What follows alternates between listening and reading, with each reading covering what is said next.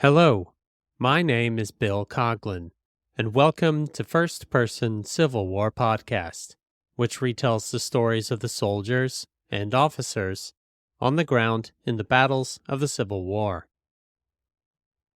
Episode 24 is entitled Sergeant Charles Augustus Fuller and the 61st New York at the Battle of Glendale, and relies on his book, Personal Recollections of the War of 1861, as private, sergeant, and lieutenant in the 61st Regiment, New York Volunteer Infantry. In March of 1861, Charles Augustus Fuller was in Cleveland, Ohio, studying to be a lawyer, but the firing on Fort Sumter saw a drastic change in his immediate future. Rather than traveling back to New York, Charles Fuller attempted to enlist in the Cleveland Greys, a company that would form in the 3-month 1st Ohio Infantry, but he was denied because he had an issue with his eyes. Charles Fuller lived in Sherburne, which is in upstate New York, and he discovered that an infantry company was forming in that area after President Lincoln made a call for additional troops. Rather than staying to volunteer in Ohio, he boarded a train and traveled home.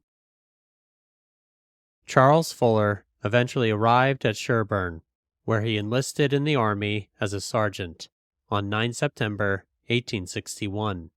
He, along with 4 other men, departed their hometown on 16 September 1861 to the neighboring town of Hamilton, where a company formed with men from the surrounding area. Sergeant Fuller commented that all 5 men who left that day would eventually be discharged due to wounds before the war ended. This new company received orders to travel to Fort Wadsworth on Staten Island, where it was assigned to the Clinton Guard as Company C, which was a regiment that was yet to organize.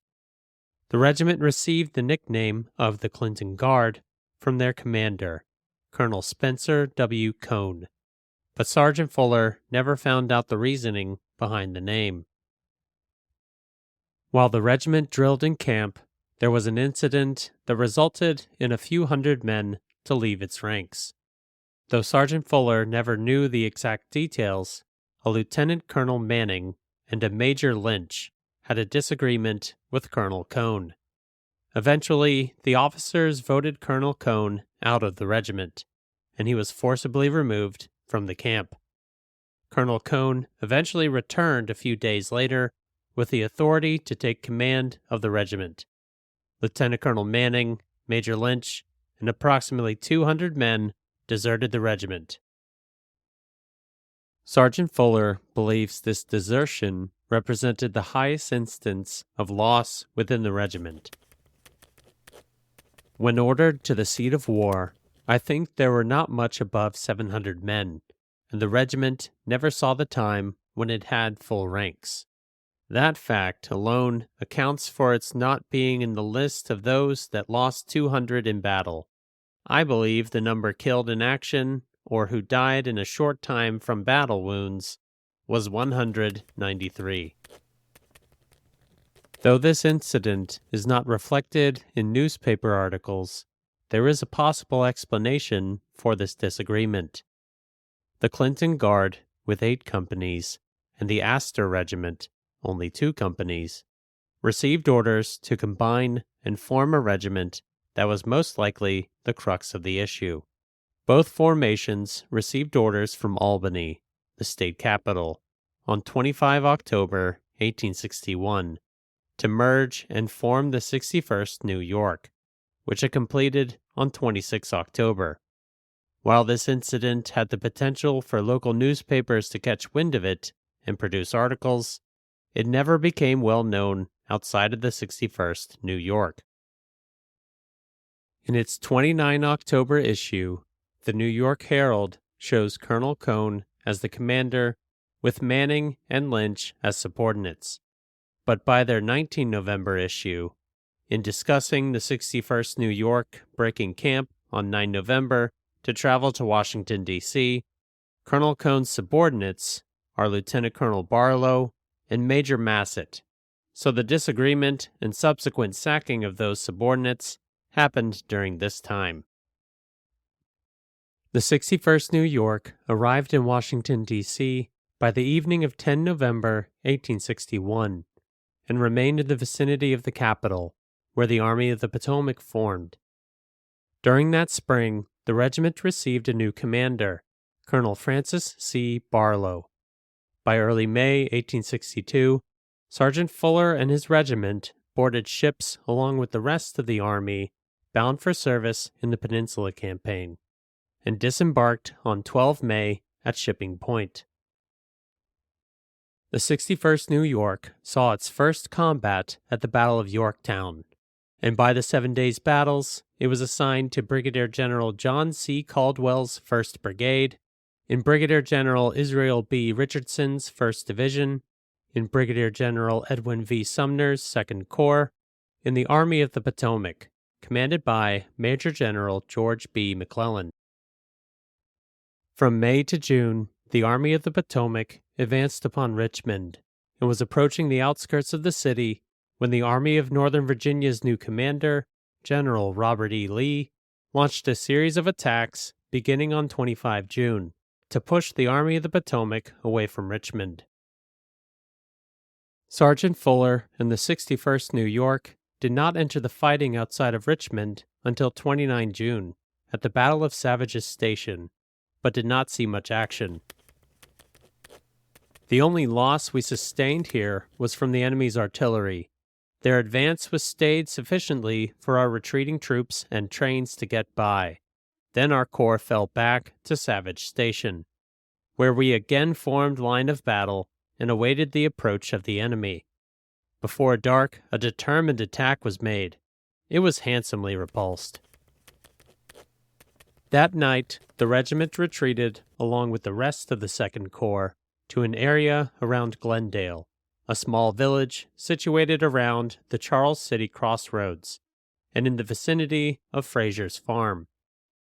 The next day, 30 June 1862, Major General Longstreet's and Major General A.P. Hill's divisions assaulted the 2nd and elements of other corps around Glendale. During most of the day, Sergeant Fuller and the 61st New York were held in reserve as Major General Longstreet's division attacked. In the late afternoon and nearing dusk, with the 61st New York in the lead, their brigade were sent into the fight as Major General A.P. Hill's division attacked along the Long Bridge Road and north of it. The regiment entered the woods on the Double Quick. The road was arched overhead by the meeting of the outstretching limbs. As darkness was coming on, it looked like entering a tunnel. Men, singly and in squads, were making their way to the rear, some sound and whole, but many with wounds. As we met these men, we were greeted with statements, prophecy, and advice.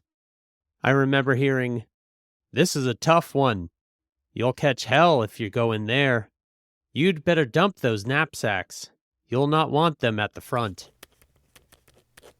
The men that Sergeant Fuller passed on the side of the road were most likely from Brigadier General John C. Robinson's brigade from the 3rd Corps and Brigadier General George W. Taylor's brigade from the 6th Corps. This latter brigade had for several hours fought for possession of an abandoned Union battery.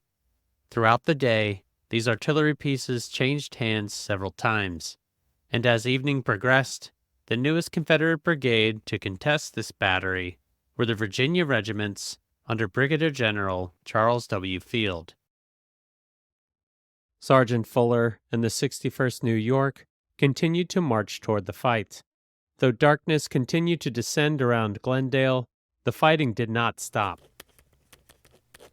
The further we advanced, the clearer came the sound of battle, and we were thus pressing on. I well remember Captain Spencer saying, as he grimly set his teeth, "Men, we will sell our lives as dearly as possible." I believe every man of us regarded it as a desperate adventure. Just before reaching the open field, we turned off to the right and came in on the right-hand side of the field. and lay down behind the rail fence. Sergeant Fuller saw someone converse with Colonel Barlow in this position. He believes it was Brigadier General Kearney, their division commander, and ordered the 61st New York to hold their position. The regiment advanced to the edge of an open field and was again ordered to lie down. Shortly after this was executed, a voice came out of the woods in front of us, and very nearby. It was too dark to see anything, but our ears took in every word of the question asked. "What regiment is that?" At once an Irishman replied, 61st New York. Then came the command, "Lay down your arms, or I will blow every one of you to hell." That sentence was scarcely out of his mouth when Barlow roared, "Up and at them, men!" The command was instantly obeyed. We got in the first volley, and it was doubtless effective. According to Sergeant Fuller, this single regiment fell back to a distance of a few rods, one rod being 16.5 feet, and exchanged fire with the 61st New York. Our fire was at once returned. As soon as our empty muskets could be loaded, the men would take a quick aim at a flash in the woods and let drive. The enemy did the same. In no battle that I was in did the bullets sing about my head as they did here. No doubt this came from the aim drawn on the flash of my musket. This steady, rapid firing continued till it ceased from the woods, and we concluded that we were the victors. During this initial engagement, Colonel Barlow made a request for reinforcements, and after some time, they arrived. Having succeeded in communicating with General Caldwell, he sent us the 81st Regiment Pennsylvania Volunteers, which formed in front of us and opened fire vigorously upon the enemy. Though this regiment arrived on the field to assist the 61st New York, Sergeant Fuller and others could not initially see whether they were Union or Confederate. Presently, my attention was called to the fact that there was a fresh lining up of men where we had just fought. It was not so dark that the outline of a body of men could be distinguished in the open. At once, the firing from both sides was resumed as brisk as ever. Later on, I learned that a part of the 81st Pennsylvania had come to our aid. The regiment that ran into the 61st New York on that night at the Battle of Glendale was most likely the 40th Virginia, commanded by Colonel John M. Brockenbrough. Receiving orders to follow on and engage the enemy's right, we proceeded to the position indicated and engaged, alone, a vastly superior force of the enemy. About night arose a loud hallooing and cheering on the enemy's left, and a cessation of the firing in that direction, which induced us to believe the contest had been decided. Being in doubt as to the result, we continued the engagement. In the meantime, the enemy, who had been deceived by the cheering on their left and within their lines, charged in force upon us. We poured several murderous fires into them, which checked their advance, and though within 20 feet of us, caused them to retire to their original position. We sustained a loss of 180 killed and wounded, being about one-half of the effective force of the regiment. Brigadier General Charles W. Field, their brigade commander, provides more insight on what happened to the 40th Virginia that night. It was late on the evening of the 30th when I was notified to move upon the field of battle as soon as possible. Putting the column into motion at the double quick, we were soon upon the theater of action. And then he continues, "It is proper to state that the 40th Virginia, Colonel Brockenbrough, forming my extreme left, became detached on account of the inequalities of the ground and was not under my eye.